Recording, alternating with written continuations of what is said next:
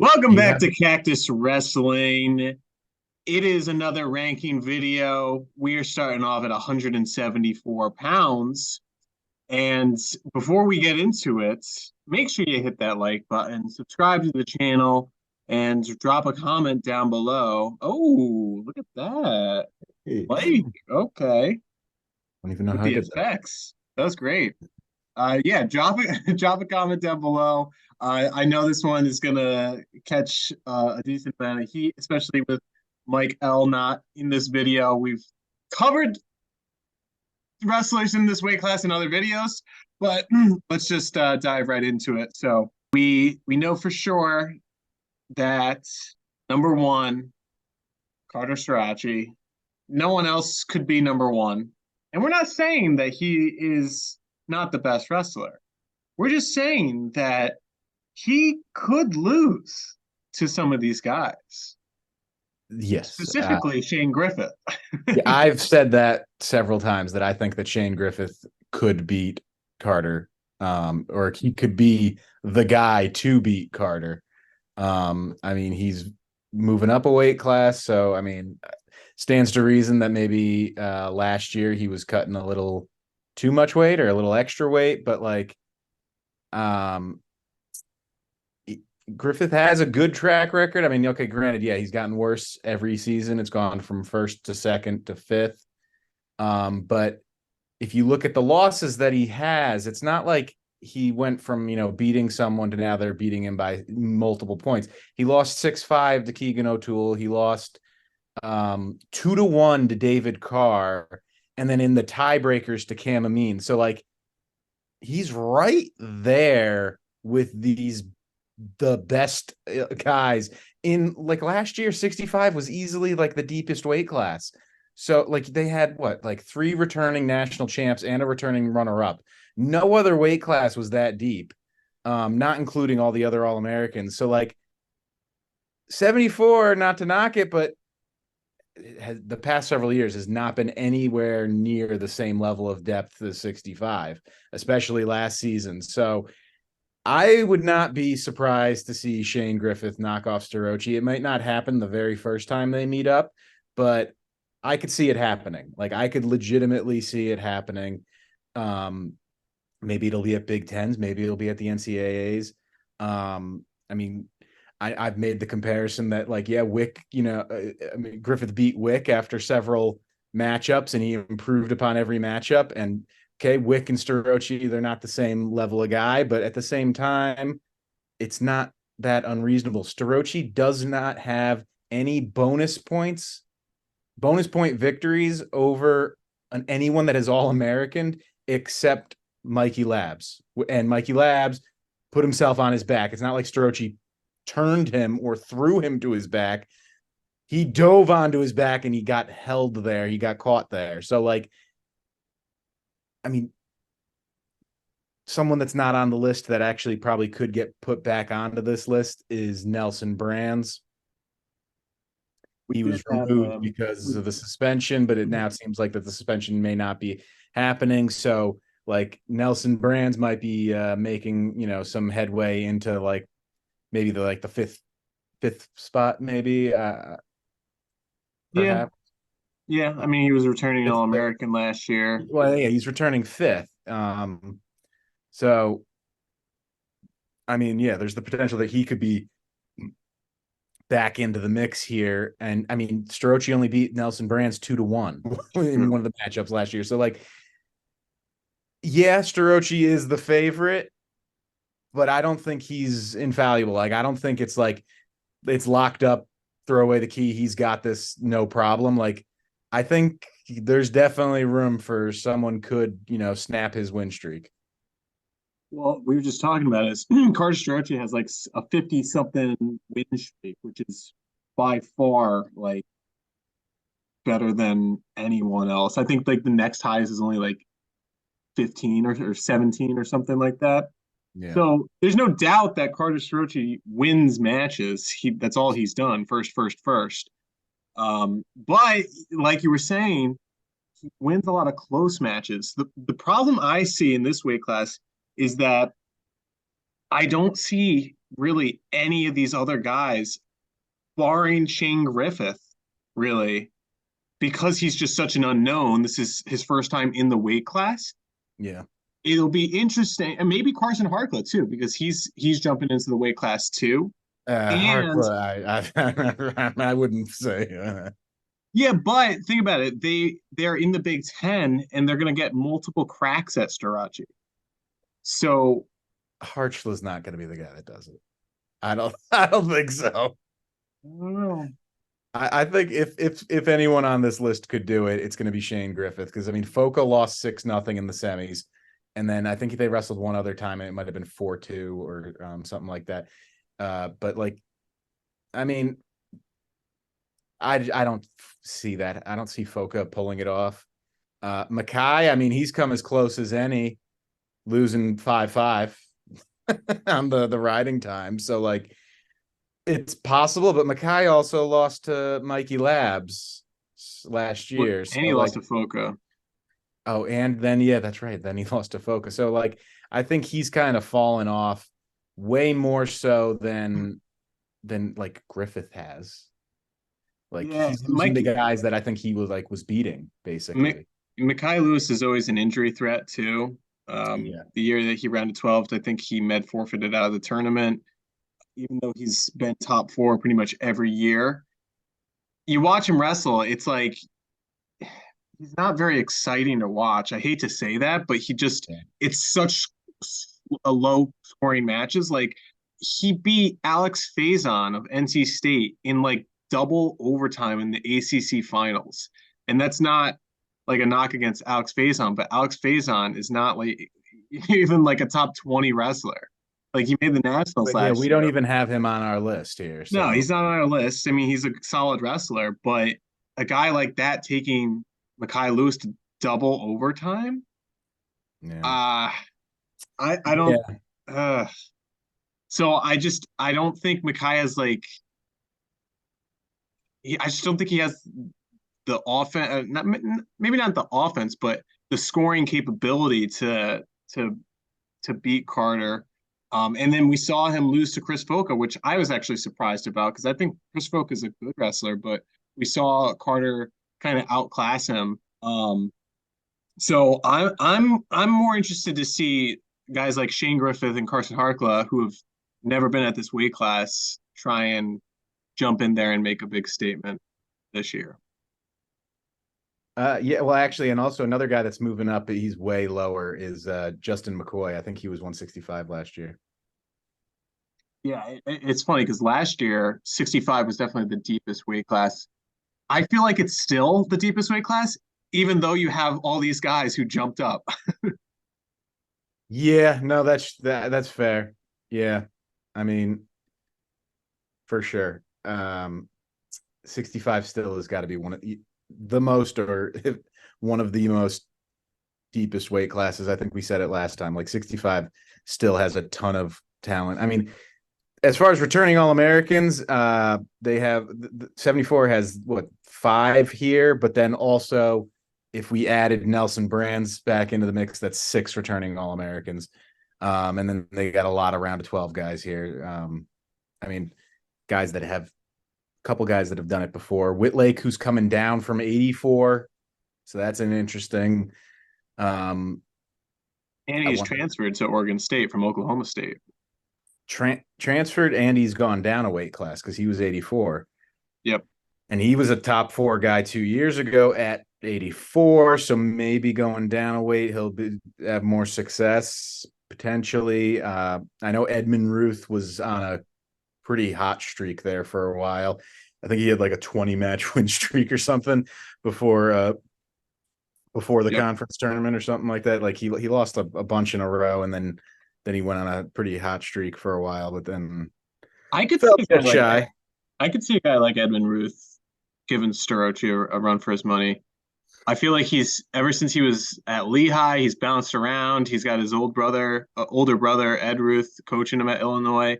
Yep. He's still only a junior somehow, even though I feel like he's been around He's been forever. around for a while, yeah. Yeah, so that could be a sleeper pick with Edmund Ruth, Pete Mako. Not related to Steve Mocco. Yeah, not related to Steve We Mott. made that mistake. Or maybe he is. No. No, he's not. No. Yeah, no. We made that mistake once before. Yeah. He took eighth last year. He's coming into his senior year. And then Cade DeVos, South Dakota State, round of 12 guy. South Dakota State really, really on the rise. Damian Hahn running that program. I mean, with Tanner Sloan, with Clay Carlson, they got a lot of guys in the mix at a lot of weight classes. I don't know if Cade DeVos is a guy that's going to make a big splash. I mean, he was a round of 12 guy last year, but I He's think that pretty. Yeah. I think there's a clear disparity of uh ability at this weight class. It's like Carter is at the Game of Thrones, the throne, and everyone's just like fighting to knock him down. And Right. in the effort to do that, they're knocking each other down. And I don't know if anyone's gonna dethrone him. I mean, like I've said, yeah, I think Shane Griffith is the best candidate to do it, especially since now he's at Michigan and Sean Burnett, who's been trying to get a hold of him for on the on their roster for quite some time.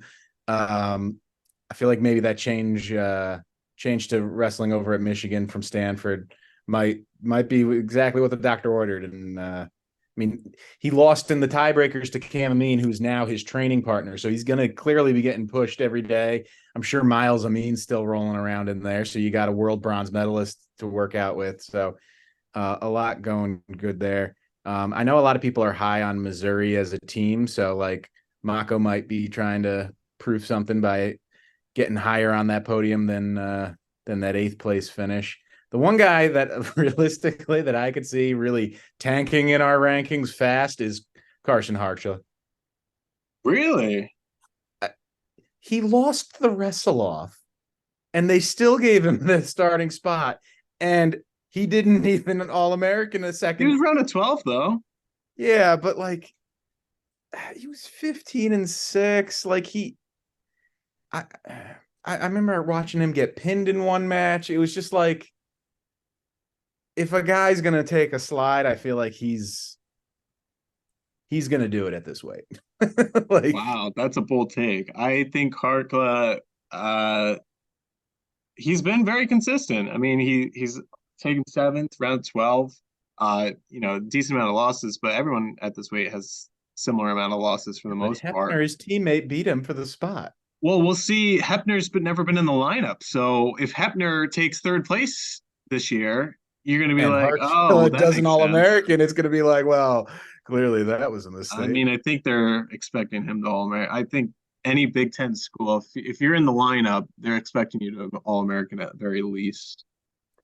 Um, A guy we haven't talked about who could be very interesting is MJ Gayton, freshman for Iowa State, and Intermat has him pretty low. WrestleStat has him pretty low. Flow doesn't even have him ranked. He's the projected starter for 174, and although he only had a 6-4 record last year in his redshirt season, for those of you who may remember the high school days, he won the Super 32s at 160 pounds over, do you know who, Mike? no, I don't. A Mr. Levi Haynes, 6-4. Oh, he beat Levi. He beat Levi Haynes. I And wonder Levi what Mike will be Haynes, saying right now about that. yeah. And Levi Haynes obviously went on to take a second place at last year's NCAA tournament as a freshman. I don't think MJ Gayton is on that same trajectory. Why Kind of don't looking at his losses, he lost to Luca Augustine of Pittsburgh 6-4 last year. He lost to Julian Broderson of Iowa State. So his teammate he lost to. But I guess Julian Broderson Broderson's was I think a qualifier. at 74. Yeah, I think so. Yeah. And then he lost to Tyler Ishins of Stanford. I And think he was a qualifier too. he got majored by Nelson Brands. So it's hard to say that a guy like that is going to go on an upset train, but freshman, maybe he earns his stripes with a big win and Is he a gains some of true that freshman? confidence back. No, Or he no, that was redshirted his last year. redshirt year. Yeah. redshirt last year. He only got 10 matches as a redshirt. Well, it looks like he got 5 matches in duels, and then he did 9-5. He won. It looks like. Oh, 9-5. Oh, okay. Yeah, 14 matches, but 5 of them were in the lineup, and one of them was in the Iowa State duel. So, Wow. and he wrestled in the Wisconsin duel too.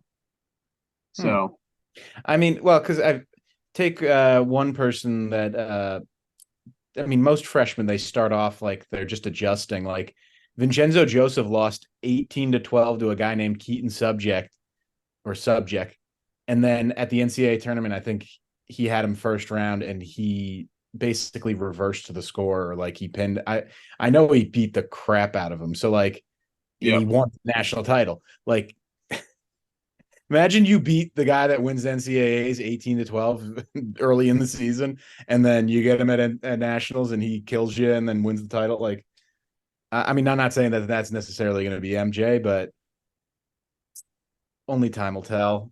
yep. How you think Danelle's going to do? I'm hoping he All Americans. I mean, he's like one of 2 guys who has ever beaten Carter Starocci, and Carter Starocci will never let him live it down. Oh, when did he beat him? Danelle? Yeah. He beat him like 2 or 3 seasons ago.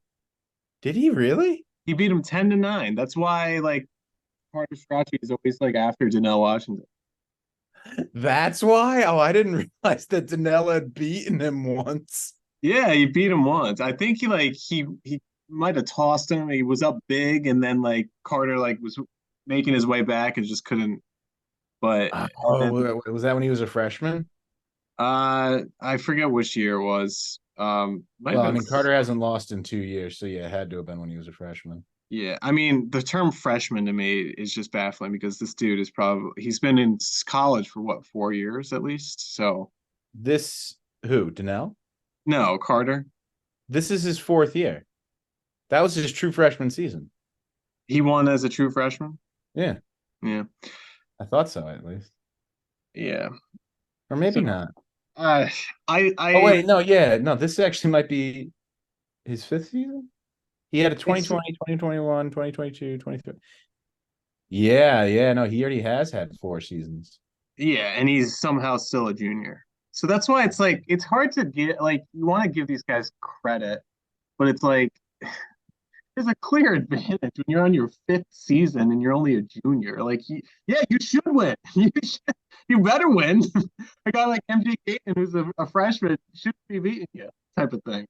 Oh yeah, okay. And I just found it. Yeah, 10-9 Danelle beat him. Yeah. That was in the 2021 season. That was the year he won his first title. Yep. And then the other guy that beat him was Kemmerer, and then Kemmerer lost in the NCAA finals. Yeah, so who's ever beaten Carter Starocci? Yeah, that'll be Janelle Washington, yeah. well, it And won't sound as outlandish if Danelle finds his way on the podium. I mean, he's a right, good yes. wrestler. He's around a 16 guy.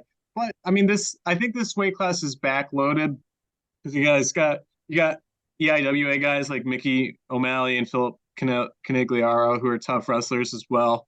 We're Yeah, putting they're the honorable solid, but mention. I don't really expect either one of them to be making a push for All-American I mean, they realistically. rounded 12 guys in the past. I mean, they're right there. They're on the cusp. They Well, just I got don't to know. knock Mickey off O'Malley one fell guy. off last season. Well, we'll see. And how do you think Nelson Brands fares if he's cleared, which I'm seems likely? personally, I want to see Gabe Arnold wrestle Starocci because he called him out on Twitter. And Yeah, I don't Gabe. think Brands will beat him. I think it'll be another 2-1 match where he makes Mm. fun of him dancing. Although that was entertaining, um, it was just a boring wrestling match. Yeah, no, that was not very exciting. I mean, But if Nelson Brands is back, I see him in the mix. I don't think he'll make a title run, but I think he'll All American again. yeah, I think yeah, he probably would All-American again. I don't see him being in the finals though. No, some more Um, Iowa shade. Yeah. I would see Gabe Arnold. I don't know why. I could see Gabe Arnold, but The guy who hasn't wrestled a single college match, but Gabe Arnold, he's making it. Iowa doesn't seem to like send their true freshmen. I don't remember the last time a freshman Iowa guy really like was unleashed and went on a great run. I feel like they take their time with their Iowa guys. hardly ever has a guy that makes a great run and makes the finals, or let alone win in the And finals. Like, yet they're always taking top three. So they're doing yeah, something right. they're good as a team. Individually, you're not going to go there and win a title. Like, who's going to beat Real Woods this year? How Somebody probably will figure out a way. how dare you? I am pulling for an Iowa championship from someone I, as long as it's not AJ Ferrari. yeah, AJ. But we'll get to that in a few weight classes. Drop a comment down below. Make sure you hit the like button and subscribe. And thanks for watching. More ranking videos on their way.